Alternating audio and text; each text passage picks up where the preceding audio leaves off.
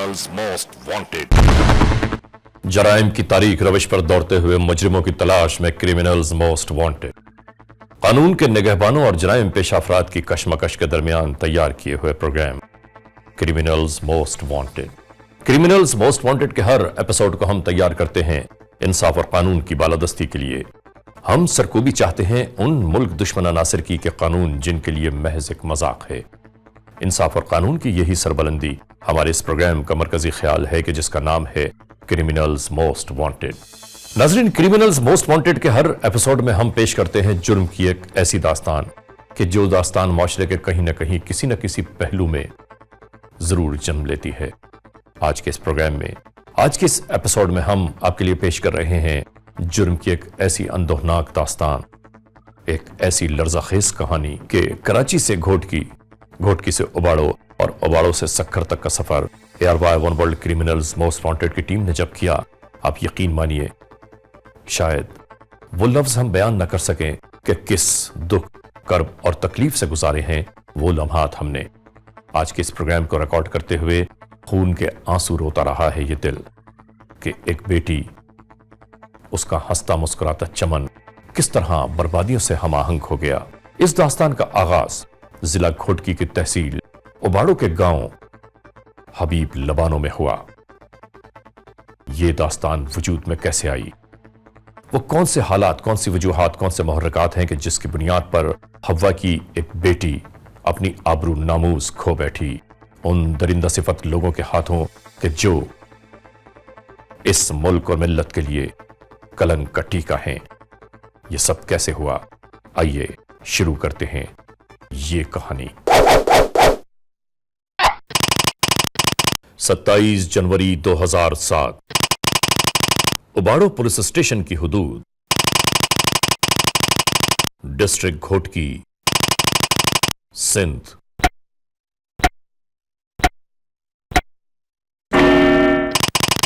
दोपहर 1 बजे। ये जिला घोटकी की तहसील उबाड़ो में वाक़े गोठ हबीबुल्ला लबानो है।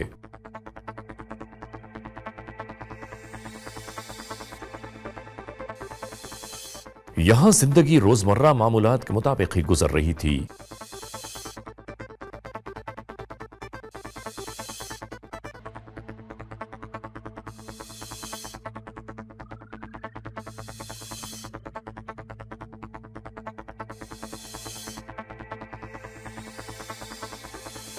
सत्ताईस जनवरी 2007 बरोज हफ्ता उबाड़ो पुलिस स्टेशन में दाखिल होने वाली पहली इत्तलाई रिपोर्ट के मुताबिक इस गांव में रहने वाले एक गरीब शख्स हमजा के घराने को जैसे बर्बादियों ने अपनी लपेट में ले लिया हो। उजड़ गया एक बेटी की जिंदगी का चमन, ताराज हो गई कारवाने हस्ती। इस गांव में इस वक्त अगर राज है तो सिर्फ खौफ, हैबत और वहशत का। 11 जवान आए मुजरिम बच्ची ਨੂੰ उठा के गए अंदर कमरे दे विच बंद कितन। उते फिर बच्ची दे वर्दी लथी गई। उते असां तो पिछो रड़े पिटे, सानू तो धक्क मारन सौले नहीं आवन देतन। नहीं नहीं नहीं कई शय नहीं मार रहे थे वो लोग। हाँ, लोग अंडे चावल सन लोग धक्क मारन सानू जैसा होया उसी करनी है। बच्ची दे पीछे उन्हें कपड़े उतार लेना असां पीछे जिस टाइम उन्हें कोट तो फेर के सट्टी है बाहर पीछे असां ओदे तो अपने पट्टे डाले तां पे सानू उन्हें फोन ते बोलन लगे जो भाई असां बेइज्जती कर ली तो हुण फोन इतला दे दिओ थाने विच। असां दा जैल लोग सारे कलो तो इहो आंदी धमकियां उस आई आखदन जो भाई जेको गवाही देऊ असां सागा भी वत भी आवें करांगे उस नाल पे आवें जवें होंदा पे ऐसे ही करांगे। ये कह रही है जो भी अभी हमें धमकियां दी जा रही है, जो भी लड़की की तरफ से गवाही देगा हम उस औरत के साथ भी ऐसा सलूक करेंगे। अम्मा डर किस बात का है?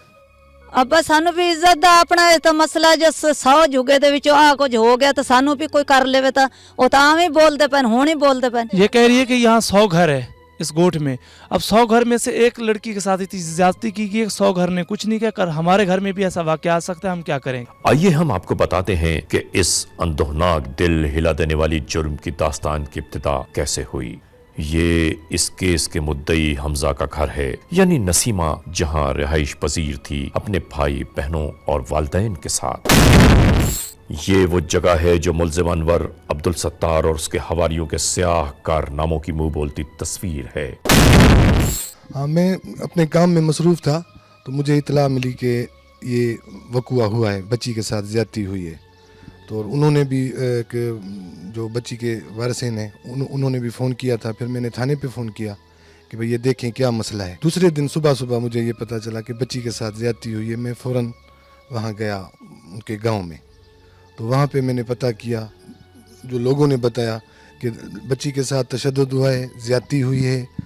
और ये बताया गया मुझे कि बच्ची बग़ैर कपड़ों के बाहर गली में जब फिर रही थी बग़ैर कपड़ों के और रो रही। मुझे बहुत दुख हुआ, इतना कि मतलब बहुत ज़्यादती थी बच्ची के साथ। हम खुद भी औलाद वाले हैं और हमारी यही है कि बच्ची के साथ इंसाफ हो, जो जालिम है जिन्होंने ज़्यादती की है वो अंजाम को पहुँचे।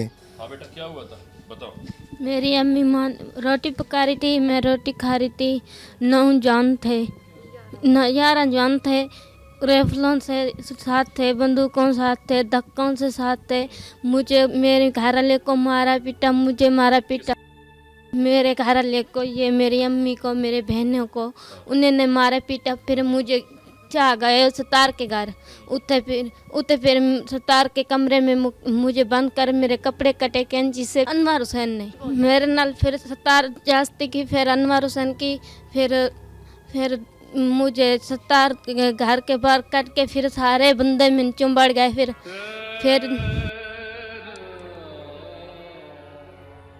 फिर मैं चीखा मारी। फिर मुझे छुड़ाने आ गए गांव वाले। फिर वो मुझे छोड़ दिया तो मैंने अल्फो लंगी अपने घर भाग गई।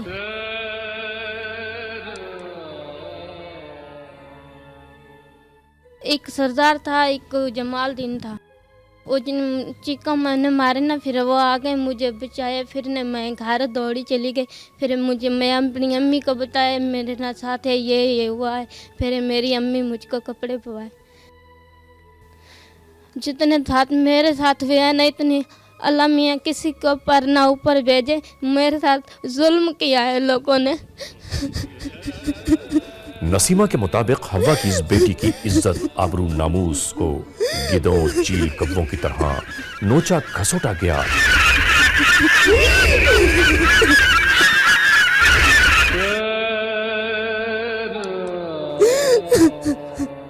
इल्तिजा फरियाद करती रही एक गरीब बेटी, मगर शायद वहशी दरिंदा सिफत लोग नामूस को रौंदते रहे और नसीमा बिन्ते हमजा को आखिरकार बर्बादियों का कफन पहना दिया गया। Criminals most wanted. जितने साथ मेरे साथ हुए हैं ना, इतने अल्लाह मियाँ किसी को पर ना ऊपर भेजे। मेरे साथ जुल्म किया है लोगों ने। नसीमा के मुताबिक हवा की इस बेटी की इज्जत आबरू नामूस को गिद्धों चील कब्बों की तरह नोचा घसोटा गया।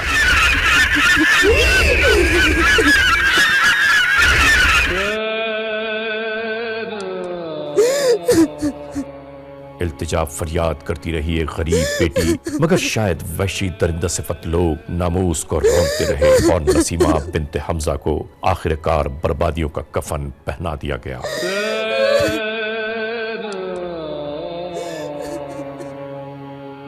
और रह गए ये सब आहो बुका करते।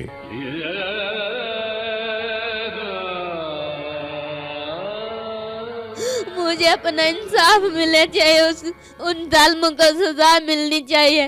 मौत सजा उन लोगों को तुम दो।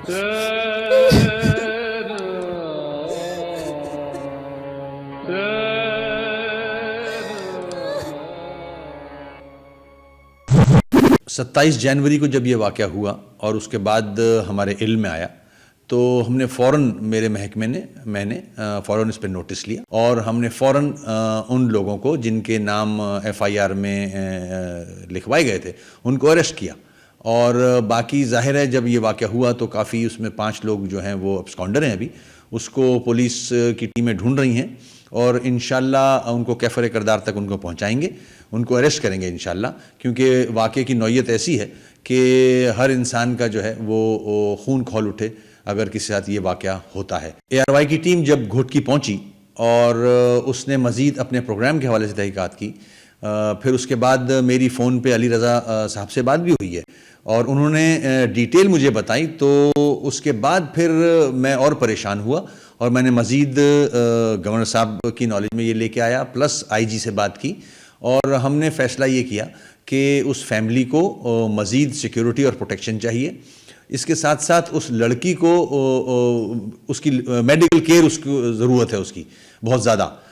हमने आरपीओ की ज़िम्मेदारी लगाई और उनको सेम डे की शाम की फ़्लाइट पे पूरी फैमिली, माँ बाप और उनके एक मामा हैं और लड़की, उनको हम कराची लेके आए और मज़ीद तहकीकात भी जारी हैं। इस तरह पुलिस एक्टिव है, पुलिस मज़ीद तहकीकात कर रही है, पुलिस उन जो एब्सकॉन्डर हैं 5 आदमी उनको ढूंढ रही है और इंशाअल्लाह ताला मैं यहाँ उस फैमिली को यकीन दिलाता हूँ कि हुकूमत इस पे एक्शन लेगी और इनको बिल्कुल सज़ा मिलेगी। अगर जुल्म हुआ है तो जालिम को अंजाम तक पहुँचना चाहिए। हमारी अदालतें भी इस किस्म के केसेस पे फौरी नोटिस लेती हैं और जहाँ तक मीडिया का ताल्लुक़ है, मीडिया के थ्रू हमें, हमारे डिपार्टमेंट को, अदालतों को बहुत सारी ऐसे केसेस का पता चलता है और जो आज हुकूमत वक्त है वो इस किस्म के केसेस का नोटिस लेती है। बेटी किसी की भी हो, अमीर की हो, गरीब की हो, बेटी बेटी होती है। नसीमा सां जेको कयो अथनि ज़ुल्म कयो अथनि ज़्यादती कई अथनि एतिरो कंहिं ॻोठ वारी में या पूरे पाकिस्तान में न थियो आहे जीअं नसीमा सां ज़ुल्म कयो अथनि इन्हनि। गरीब हो या अमीर हो, हाँ सबकी इज़्ज़त एक जैसी होती है ना। ये कहते हैं हम करोड़पति हैं, अमीर हैं, ये गरीब है, हमारा क्या करेगा? हाँ कुछ नहीं बिगाड़ेगा ना। हाँ गरीब के साथ तो अल्लाह है ना, हम लोग भी हैं ना उनके साथ। इंसाफ मिले नसीमा को और नसीमा के प्यू को। मेरा जहन कह रहा है कि ये गवर्नमेंट को कुछ ऐसे कानून करने चाहिए कि ऐसे वाक़यों को रोकने के लिए अभी गवर्नमेंट ने एक बिल पास किया है औरतों का और तो ये वाक़या हमारे सिंध में बढ़ गए हैं। हम गवर्नमेंट को दरख्वास्त करते हैं कि इन वाक़यों को रोकने के लिए ठोस इक़दामात लिए जाएं और ये हमारे गांव में बहुत ही संगीन वाक़या हुआ है जिसकी मज़म्मत जितनी भी की जाए तो कम है और पूरे गांव में खौफ है। कुछ लोग गिरफ़्तार नहीं है, उनकी गिरफ़्तारी इंशाल्लाह अमल में तो आएगी, कानून से नहीं बच सकते, लेकिन वो खौफ से शुरू में तो लड़की का कोई साथ नहीं दे रहा था, लेकिन बाद में इसलिए कि वो जो जवाबदार थे, मुल्ज़मान थे, बहुत बाअसर थे, गांव वाले लोग डर रहे थे कि शायद वो हम पे ना ऐसी कार्रवाई कर रहे हैं, लेकिन हुकूमत ने जब एक्शन लिया तो गाँव वाले उनके साथ हैं। अभी इंशाल्लाह लड़की को फुल प्रमोट कर रहे हैं और अपने गाँव के लोग हैं जो उनकी ख़ास मदद कर रहे हैं। बस हमारी एक गुजारिश है कि इन ज़ालिमों को ऐसा जुल्म किया, जितना जुल्म इन्होंने किया इतना इनके साथ भी किया जाए, ताकि आइंदा कोई ऐसा इंसान भी पैदा ना हो कि किसी की बच्ची की तरफ कोई निगाह करे। दोस्त हम किसी गली में खड़े थे गांव में, तो ये ज़ालिमों ने हथियारों के साथ, जैसे कि तशद्दुद, हम चीखों और पुकारों में पहुँचे तो ये ज़ालिम बच्ची के साथ खेल रहे थे सारे के सारे। तो इस तरीके से हमने इनके हथियारों को देकर हमने मिन्नत मेड़ की और फिर इन्होंने ये छोड़ा। फिर उसको बच्ची अपने कपड़ों को बगैर अपने घर में चली गई। हमने ये देखा हमसे तो इन्होंने फिर जाके इन्होंने छोड़ा। हमने इनके हथियार देखे, हथियारों के बजाय हमने इनकी मिन्नत की, समझ के मिन्नत के बजाय हमने फिर भी छोड़ा इन्होंने। और शोर मच गया गांव में, छोटे मोटे बच्चे आ गए। फिर इस तरह फिर वो इस तरीके से उन जालिमों ने ये बाद में छोड़ा। बस वो उनके पास तो सवारियाँ हैं, मोटरसाइकिल हैं, उनका गांव है उधर, घर भी उनका उधर ही है। फिर ये जुल्म कर फिर मैंने इन्होंने समझा कि अभी तो फिर जब उनको ये पता चला कि पुलिस की तरफ जा रहे हैं तो फिर वो फिरार हो गए। हम सुबह से यहाँ निकल जाते हैं अपनी मजदूरी की खातिर शहर, वहाँ जाके अपने बच्चों के लिए गुजर सफ़र के लिए कुछ करते हैं। जिस दिन ये वाक़या पेश है उस दिन मतलब कि 1 बजे का टाइम था। वैसे भी देहात के लोग तो सुबह ही अपनी मजदूरी की खातिर निकल जाते हैं शहर की तरफ। तो उस टाइम घोड़ की काफ़ी औरतें ही मौजूद थी इस वाक़े के टाइम। तो ज़ालिमों ने जो औरतें भी उनके साथ जो गिची लगी हैं छुड़ाने के लिए, तो उनको भी उन्होंने हरासमेंट किया, धक मारे, मतलब कि हथियारों को जोर पे। हमारा नाम दाऊदुल्ला है। दाऊदुल्ला? हाँ दाऊदुल्ला। वो नसीमा कौन थी तुम्हारी? हमारी भांजी है। तुम्हारी भांजी है? हाँ। तो अब बेटा बताओ क्या हुआ है? उसके साथ सरासर जुल्म हुआ है। 11 आदमी हैं, अभी तक जो हैं 3 आदमी भाग गए हैं। उनसे हम डरते हैं, क्या पता फिर भी हमारे ऊपर हमला करें, उनको जो है ना गिरफ्तार करें और सज़ा देती है उनको। एक जमालदीन और हम सरदार अली हमारा नाम है। हम इधर खड़े थे गली में, ये इधर आवाज़ें आई, हम इधर भाग कर आए। ये हाँ, चीखने की आवाज़ें आई, हम इधर आके खड़े हो गए, उन्हों के साथ अल्लाह खुदा मिनते शिनते किए, वो लड़की हमने उन्हों से छुड़वाई थी। लड़की जब आपकी नज़र पड़ी लड़की पर तो कैसे पड़ी? लड़की जो आए थे उसके कपड़े नहीं थे, उसको बदन चीख रही थी। वो आदमी जो है उसको चिमड़ रहे थे। कितने उसके वो 11 आदमी थे। वो हम उन्हों को खुदा अला किया, उन्हों से छुड़वाई। औरतों ने इधर जाके आगे जाके उन छोकरी को, कपड़े वाले जो इधर आदमी थे वो उन्हों के थे, वो जो उन्हों के आदमी छोकरी वालों के थे वो पीछे थे। फिर छोकरी जब अपने वारसों पे पहुंची, उन्होंने कपड़े शपड़े लिपाट के वो अपने घर ले गए। हो सकता है वो अगर जो हुकूमत में हाथ नहीं देते तो हो सकते हैं वो और कोई मामला कर दें। हम बहुत डरते हैं। हाँ, पूरे इलाके वाले डरे हैं, पूरे गांव वाले डरे हैं। ये आदमी जो है ना खौफदार हैं, किसी टाइम ये हमला कर सकते हैं। ये हुआ तो भाई 7 मुहर्रम को हुआ था इधर। ये इधर लड़की घर में बैठी थी, पीछे? हाँ पीछे बैठी थी। इन 11 जने गए थे हथियार के साथ, उसको अगवा करके इधर घर में ले आए। इस घर के? हाँ, उसकी इज्जत को लूटा, फिर उसको नंगा करके घर के बाहर भगा दे, जो नज़दीक है उसको डंडे मारे। फिर वो भागी, फिर छोड़ा ये जहाँ दूसरी औरतें आ गई ना, फिर वो भागे। फिर वो उसने कपड़ा वगैरह डाला, फिर ले गए घर। हम के रोटी पकाई रहे ते ओच के हमला हो या 11 जवान हथारा नाल आ गए, वो राइफलां नाल दंबूका नाल असानू कुंदाका मार के धक्क मार के असानू बेहोश कर दिता। मत ओदे बाद मेरे बच्ची नू चा के अपने घर सतार दे घर बंद कर दिता, कमरे में कमरे च बंद करके मेरी निक्की दे कपड़े उतारे गए कैंची नाल। विच ओ सतार जड़ी ओ पहले बेइज्जती होती मेरे बच्ची दी कीती विच अनवर हुसैन। ਉਹਦੇ ਬਾਅਦ ਸਭੇ ਜੇ ਕੇ ਆਏ ਉਹਨਾਂ ਸਭ ਕੀਤੀ 11 ਦੇ 11 ਪੂਰੀ ਮੇਰੀ ਨਿੱਕੀ ਨਾਲ ਸ਼ੋਹਰਤ ਕੀਤੀ। ਸਾਰੇ ਸਭ ਖੇਡਣ ਪਾ ਗਏ ਮੇਰੀ ਬੱਚੀ ਨਾਲ, ਧੱਕ ਵੀ ਮਾਰੇ ਗਏ, ਧਮਕੀਆਂ ਵੀ ਦੇ ਗਏ। ਤਾਂ ਸਾਨੂੰ ਐਵੇਂ ਆਖ ਬੂਹੇ ਤੇ ਵੀ ਨਹੀਂ ਆਉਣ ਦਿੱਤਾ, ਨਹੀਂ ਅੱਗੋਂ ਸਾਨੂੰ ਬੁਲਾ ਕੇ ਕਰ ਲਿਆ ਨੇ। ਤੇ ਬੁਲਾ ਕੇ ਕਰੇ ਤੇ ਬਾਅਦ ਅਸਾਂ ਪਿਛਾਂ ਰੋਣੇ ਲੱਗ ਗਏ, ਨਾ ਸਾਨੂੰ ਉਸ ਪਾਸੇ ਜਾਣਾ ਮਿਲੇ, ਨਾ ਸਾਨੂੰ ਉਸ ਪਾਸੇ ਜਾਣਾ ਮਿਲੇ। ਤੇ असा रो ते उथे मांदे हो गए। जे मले गोठ वाले आ गए हमला करके, हमें असा मंजो चीका रड़ी दे आ गए। गोठ वाले कितने लोग थे? ओ खोड़ गोटे अपना 2-250 जुगाए बिच ओ आ गए ते रणे को कहते बिच ना उछल के सटिया बाहर दरवाजे तो फेंक देता। बिच ओ मेरी लड़की आ गई, अग मामा आ गया, आयो जमालदीन आ गया। मुझे एक बात बताओ, इन कमबख्तों से दुश्मनी क्या थी आपकी? कुछ नहीं दुश्मनी, असा तो गरीब लोग कब से जानते हैं वो तुम लोग? हम उनके गोठ में बैठे, हम उनको जानते हैं, वो हमारे जात के हैं, एक जात है। फिर उन्होंने ये भी ख्याल नहीं ना नहीं ख्याल किया ना।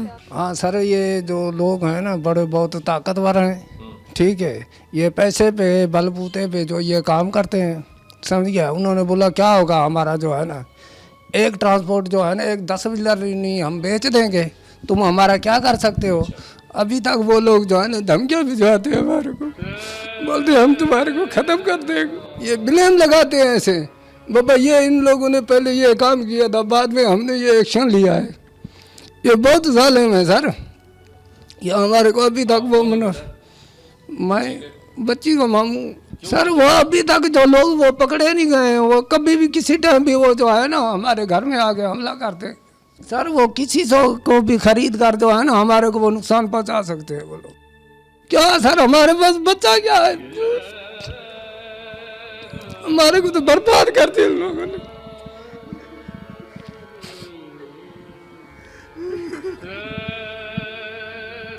हमारे गरीबों के पास अगर ऐसा किसी अमीर की बच्ची के साथ होता तो क्या ऐसे बैठा होता, ऐसे बैठा होता जैसे हम लोग बैठे रो रहे हैं, दोनों हाथ सिर पे रख रहे हैं, तो हमारे साथ जुल्म हुआ है। वो तो हमारे बच्चे अब हर चीज़ उठा के ले जाते, जैसे कोई पंजे में कुछ चीज़ लेके जाती। हम तो रो रहे हैं, पिट रहे हैं, हमें इंसाफ मिले, हमें ताउन करे, हमारे इंसाफ के दिलाए, हमें हमारे बच्चों से इंसाफ करें। हम लोग मजबूर हैं, छोटे इलाका है, उनसे डरते हैं, जो भी है। अब उनका वास्ता जो है वो एक ये डाकू लोग कहा जाता है, जंगल के अंदर रहते हैं, उनके साथ उनका वास्ते है, उनके ट्रैक्टर चलते थे, उनके बलबूते में वो लोग वहीं पे निकले हुए हैं शायद। कैसी बराबर है, कैसी बराबर है, कैसा बराबर हमारे साथ है। हमें तो लूटने गए तो हम तो पानी पीने रोड नहीं कर सकते कोई चीज़, हमें कोई चीज़। कहते हैं कि मजलूम की बद्दुआ आसमानों के सीनों को चाक करती हुई रब्बे कायनात तक जा पहुंचती है और शायद यहां भी ऐसा ही हो।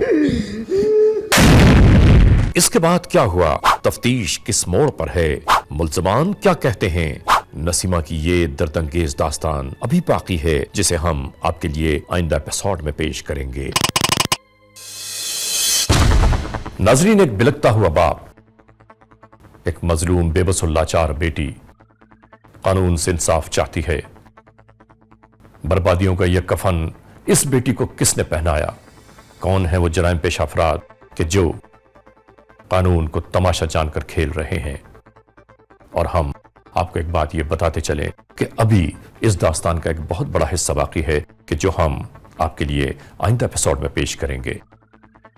एक बार फिर आप सबसे चलते चलते यही कहना है कि अगर ऐसे हालात, ऐसे वाकयात, ऐसे मामलात आपके अतराफ में कहीं रूनुमा हो रहे हैं या हुए हैं तो कानून के हाथ मजबूत कीजिए, इत्तला दीजिए और याद रखिए कि इत्तला देने वाले का नाम हमेशा ही सीखे रास में रखा जाता है।